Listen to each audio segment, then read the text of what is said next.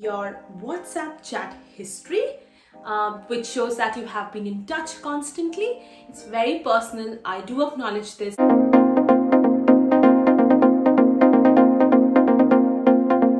Hi guys, welcome back to my channel. My name is Neha and you're watching Immi Australia.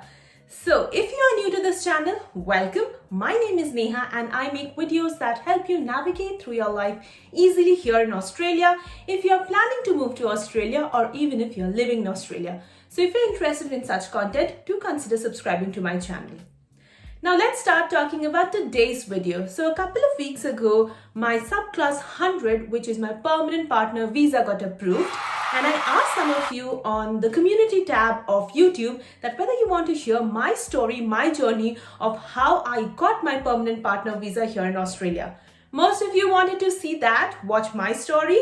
So here I am. Today I will be talking about how I got my partner visa here in Australia. So without further ado, let's get started with today's video. So I have divided this video into two parts. In the first part, I will be sharing the timelines. So when I applied for what visa, what happened when, and in the next part, I will be sharing the entire process through which I went through while applying for my partner visa. Before we further move into the video, I would just like to give a disclaimer that I am not a registered migration agent and this is not a legal advice. I'm just sharing my story of how I got my partner visa here in Australia. Viewer discretion is advised before using any information that is provided in this video. So let's start from the beginning. So we got married in December 2018. And in November 2018, just a month before our wedding, we applied for a tourist visa because I wanted to visit my husband here in Sydney, Australia for a short vacation just after our wedding. So it got approved within 20 days. And I think by the end of November, we had our tourist visa. In December, we got married. And in the same month, so in December, we came to Sydney together for a short vacation. In January 2019, I went back to India to resume my job. Now, when I went back to India, I started gathering all the documents because I decided to apply my temporary partner visa, which is subclass 309. In February 2019, so 2 months after my wedding, I applied for subclass 309, which is an offshore temporary partner visa, which leads to subclass 100, which is a permanent partner visa. So after I gathered my documents, I applied, and I think by the end of February, I had applied for my subclass 309. After applying for my offshore temporary partner visa, which is subclass 309, I went ahead and got my medical examination done in March 2019 in India itself. Now, the tourist visa that was granted to me in November 2018 was valid for a year. So I decided to use this visa and then move to Australia to live with my husband in July 2019. But the catch was that my visa condition only allowed me to stay continuously for 3 months in Australia, and then I had to exit Australia and then I can enter back again within that 1 year period. So in July 2019, I moved to Melbourne, Australia. That is when I started my channel. And in September, I had completed 3 months. So I had to exit Australia because I was still on a tourist visa, although my subclass 309 was applied, but we were waiting for an outcome. So I went to India again, came back in October, and again, I was waiting for my subclass 309 to get approved. But meanwhile, my tourist visa, which was valid from November 2018 to October 2019, was about to expire. So we applied for another tourist visa. So now this tourist visa got approved, I think within 3 to 4 days or maximum a week. And it had no conditions attached. So I could live as long as I want in Australia. It was valid for a year. So did not have the condition that after 3 months, I have to exit Australia and come back again. So I was at least a bit stress-free because I could live as long as I want. But what happened in January 2020 was that I got an email from the immigration department saying that they have an outcome for my 309 visa. And since it's an offshore visa, I need to exit Australia within 28 days so that they can deliver the outcome, because the visa condition says that the applicant must be outside Australia while applying and while getting an outcome. So I did vlog the entire process. I will add the link to the video here. So make sure you watch that out to understand what happened that time. But yeah, so I, of course, planned my visit to India. I could have gone anywhere, but I wanted to visit family. Thank God I did, because then COVID happened and I'm still waiting to visit India. So in Feb 2020, I visited India. As soon as I landed in India in New Delhi airport, I got the email saying that my visa, my 309 temporary partner visa was granted. Was very happy. And yeah, so we stayed there, met our family, and then came back here in March 2020. So my offshore visa took around a year's time to get approved. I applied in Feb 2019 and it got approved in Feb 2020. March 2021, which is exactly after 2 years of applying the temporary partner visa, subclass 309, I got an email from the immigration department saying that I was now eligible to apply for my subclass 100, which is a permanent partner visa, which is the Australian permanent residency. The process for subclass 100 was similar and I did not pay any additional fees. Again, the documents were submitted. The estimated time was around 17 to 24 months, but I applied in March 2021, so March this year, and December, I think in the first week of December, my subclass 100 got approved and now I'm a permanent resident of Australia.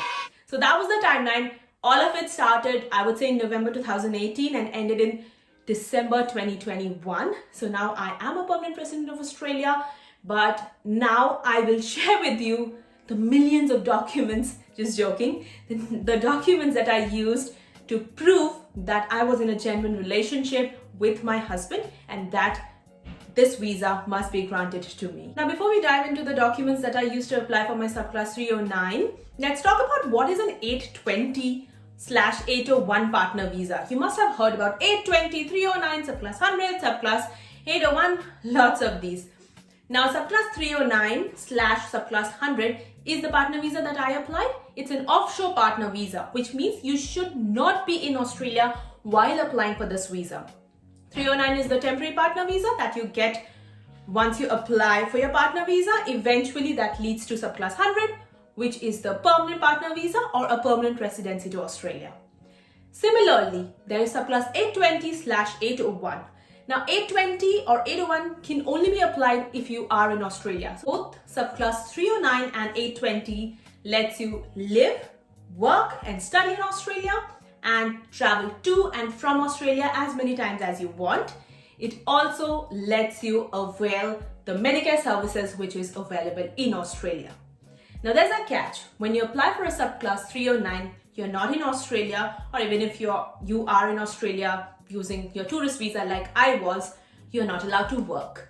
But if you apply for subclass 820 visa, you get a bridging visa A, which lets you work in Australia. So while you're waiting for your temporary partner visa to get approved, you can still work if you apply for an onshore partner visa, which is not the case if you apply for an offshore partner visa. And that is a disadvantage that I had because I literally had to wait for a year and I was not working then before I got my temporary partner visa when I was eligible to work. Now, I will be looking at my phone again because I'm reading. There are lots of documents that we used. And as I said, the documents used for subclass 309 and subclass 100 were almost similar. So the first set of documents that we used were identity documents.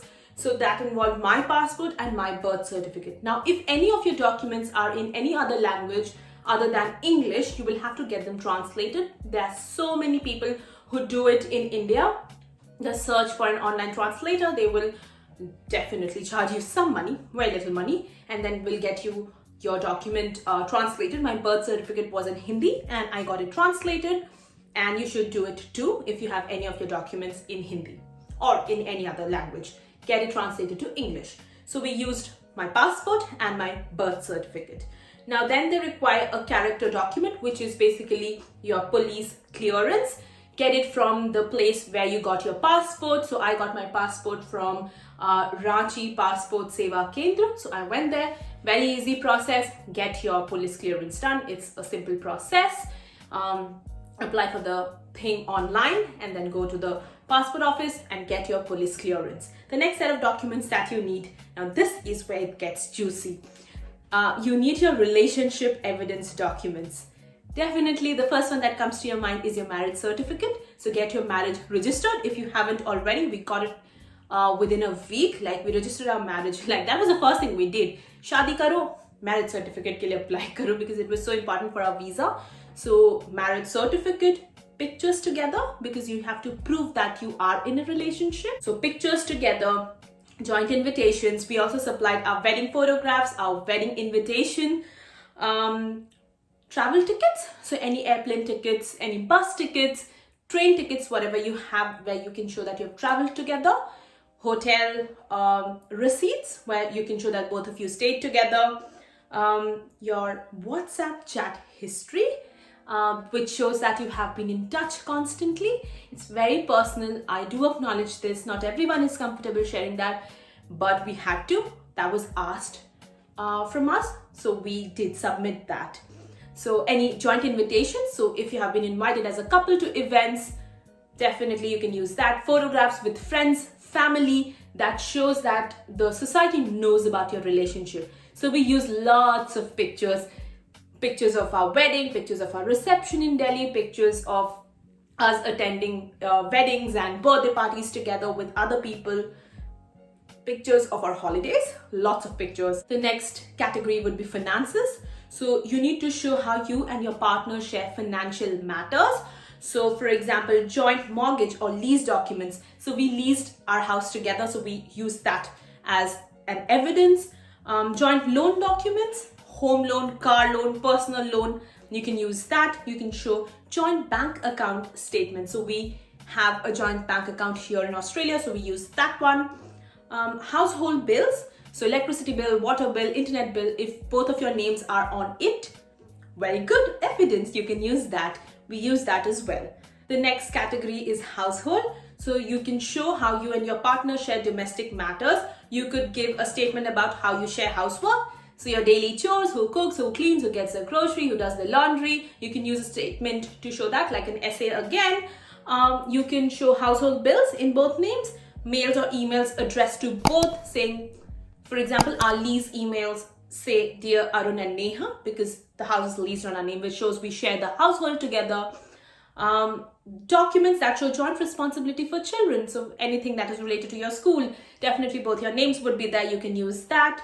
Documents that prove your living arrangement, that you live together in a house, or maybe you are here and your spouse is living in India or wherever in the world. You have applied for an offshore visa. So what we said was, Arun lives here, but he definitely takes care of my finances when I am in India. I live with his family, with his parents. I stayed with my in-laws, so I live there. We are in regular touch. All of that, just to show what is your living arrangement. Just basically prove them that you are a genuine couple. If you are genuine, you would already be doing these things. You just need to show some paper to prove that that's happening. The next one is at least 2 forms 888. So the 888 form is a statutory declaration from 2 people who are either citizens or permanent residents living in Australia, who are there to vouch that your relationship is genuine.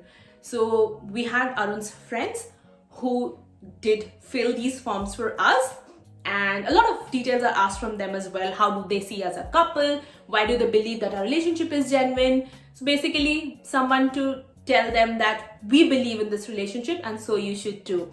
To say this to the immigration department. So you need 2 people to fill this form. This is very important. Ask some of your best friends to fill this, because it's important for your visa, for your partner visa. And this person should be an Australian permanent resident or a citizen. You cannot ask anyone to apply for this, and they should know you well, because as I said, questions are quite personal and detailed. Also guys, do follow me on Instagram. My Instagram ID is right now on the screen. I share a lot of relatable reels, stories, struggle, and lots of snippets behind the scene that you do not see on YouTube. So consider following me on Instagram. Now the next set of documents you need is a written statement from both you and your partner, which states how your relationship developed, what happened when, how do you share your household, how do you share your finances. Basically summarize your relationship in a piece of paper, in an essay. Very easy, should come from both you and your partner, should be attached to your partner visa. So basically what we did in this was, we basically explained how our relationship developed when we got married, how did we spend time when we were staying apart from each other, because it was an offshore partner visa, how are we spending time together, what are our future plans, what are our career goals, how does the society see us as a couple. So basically photographs, any receipts that you have, any bills, any legal document that shows you are a couple, written statement, statutory 888 form, you need all of this. You don't need an agent. I can write this in my blood. You don't need an agent to do this. I applied for my subclass 100 all by myself, not even like taking help from my husband. I did it all by myself, living here in Australia in lockdown, and I still got my visa. So as long as your relationship is genuine, it's very easy. Let's quickly talk about the steps that I followed to apply for my offshore temporary partner visa, which is subclass 309. So I went onto the immigration website. I created an account for myself, gathered all the documents, uploaded all the documents. There is no need for a physical copy. You need soft copies of all the documents. So scan it with a good scanner, have them in one place, and definitely then upload them. There's a limit to the maximum number of documents that you can upload. It will be mentioned on the website, but I would say use it to the maximum. Upload as many documents as you can. Label them correctly. Marriage certificate, photograph of our honeymoon, photograph of our vacation to so-and-so. Label them correctly. I did this, submitted it after paying my fees, went for my medical examination. I booked my medical examination. It was available on the immigration website. Booked it, went for my medical examination. You will not get the results. The results will directly be uploaded to your immigration account. Your visa on the immigration account. That's done. And then you go, wait and check the status every single day. And it will tell you what is the status of your visa. So I applied for my subclass 309 in Feb 2019. It got granted in Feb 2020. And in March 2021, I got an email from the immigration department saying that I was now eligible to apply for subclass 100. The steps were almost the same, just the documents had changed, and that when you're applying for subclass 100, you do not need to pay the fees again. The fees is already paid when you apply for subclass 309, and you do not have to undergo a medical examination. Trust me, you do not need an agent to apply for your subclass 309 or subclass 100. I did it on my own. It is very easy. You just need to prove that your relationship is genuine, which if it is, you will get the visa. Trust me on this. So I again applied for subclass 100. There were 25 steps. I again uploaded the document showing that our relationship is ongoing and that we are living together, we are sharing expenses and financial matters together, photographs, holiday receipts, a lot of things. And finally in December 2021, I got my subclass 100 approved, and I'm so happy. I'm so relieved because now I don't have to go onto the immigration website every day to check the status of my visa. It's done and dusted. The next step is citizenship, which is thoda dur. I will do it. I'll share my experience, of course, with you like I always do. But yeah, that was my journey of applying subclass 309 and subclass 100 here in Australia. It was a smooth process. I would advise you to do it on your own. Only when I did it all by myself, I realized I never needed an agent.